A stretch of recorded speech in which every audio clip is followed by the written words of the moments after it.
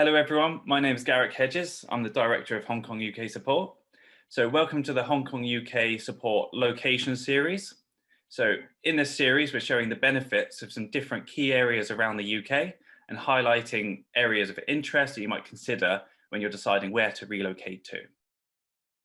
And we're joined by a very special guest, the Right Honourable Ian Paisley Jr, who is the MP for North Antrim.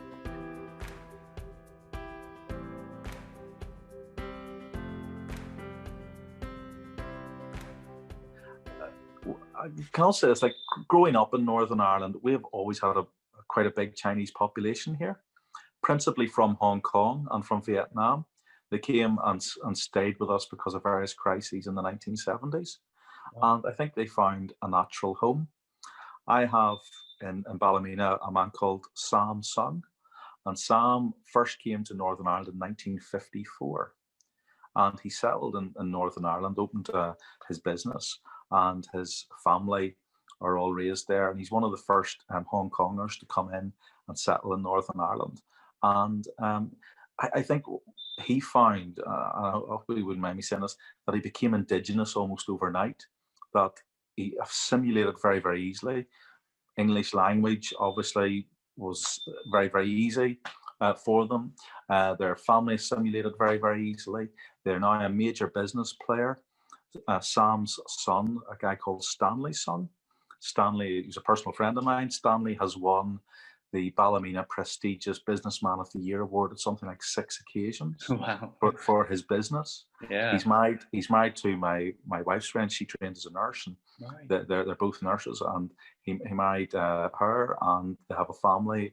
And I think that it doesn't cause people a second breath that they come from Hong Kong. They just are brilliant business people who've assimilated here, made a business here, and we want to see more of them coming to Northern Ireland and making a contribution.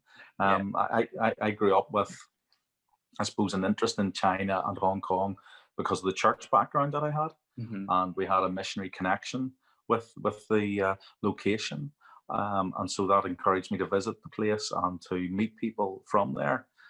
Seeing the citizens then visiting Northern Ireland and making a home in Northern Ireland has always been really encouraging. Yeah. And if any Hong Kong citizen came to Northern Ireland, I think they would feel very, very welcome indeed, because of the affinity that we have in a whole host of fronts, cultural and indeed, I suppose, small p, political and economical. I think there's a lot of things which make us quite similar as people. Someone once called it small location syndrome. That when you're from a small location, you really want to punch higher and punch stronger to show that you're important. And Hong Kong people tend to have that. It's hard, it's maybe a little gene they have in it, and we tend to have it because we're from a small location. And I think that I see that in Hong Kong citizens who've settled in Northern Ireland.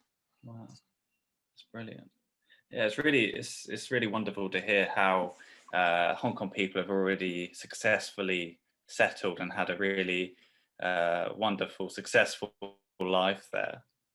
So that's so nice. And and of course we had the first, Garrick, we had the first Hong Kong citizen, obviously moved to Northern Ireland many years ago, who became the first elected representative in a regional parliament. So Anna was elected, I think, in 2003 to the Northern Ireland Assembly. And she was originally from Hong Kong. Imagine this, the UK Parliament only had their first Chinese person of Chinese descent elected in the last election. Yet way back in the early 2000s, we had in our regional Parliament a Chinese person, a Hong Kong person who settled in Northern Ireland and played an active role in politics. So their assimilation into Northern Ireland, the assimilation of Hong Kongers into Northern Ireland, I think has been very, very complete.